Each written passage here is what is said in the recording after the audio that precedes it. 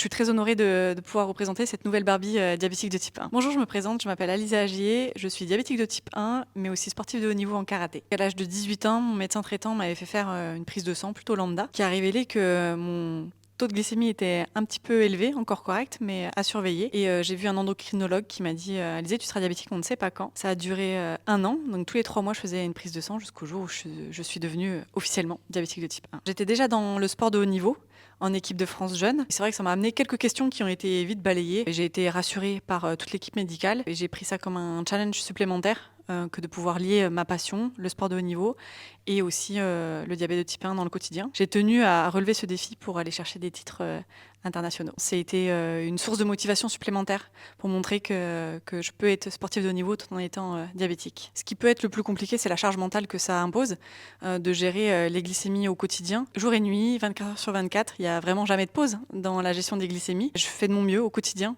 que ce soit côté sportif, côté de gestion de la maladie. Et c'est important de rester positif et de s'encourager dans le quotidien, même dans les moments qui sont plus compliqués. De pouvoir encourager les personnes qui sont diabétiques de type 1 à continuer leur passion, à reprendre leur passion et à les motiver pour prendre soin d'eux et qu'ils puissent s'épanouir et croire en leurs rêves. C'est un honneur de pouvoir être associée à Barbie et ambassadrice de cette poupée diabétique, puisque c'est un beau message de sensibilisation, mais aussi de prévention. Et au-delà de ça, pour les jeunes enfants qui sont diagnostiqués diabétiques de type 1, c'est un moyen de pouvoir s'identifier à cette poupée, de pouvoir jouer avec, de pouvoir s'épanouir, rêver. C'est le bon moyen pour la présenter aussi aux copains d'école, pour sensibiliser, pour leur faire comprendre aussi ce que ça peut être leur quotidien. Alors les femmes qui m'inspirent au quotidien, la première c'est ma maman, c'est mon exemple et puis je l'admire beaucoup.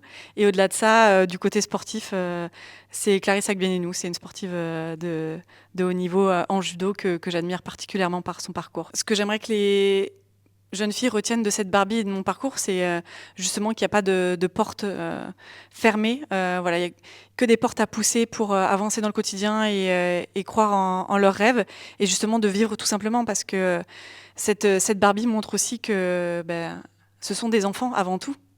Oui, il y a le côté diabète de type 1 qui demande une gestion au quotidien, mais c'est bien de retourner aussi à l'essentiel et de ne pas oublier qu'on est des enfants, voilà, qu'il y a des enfants qui veulent juste s'épanouir dans leur quotidien.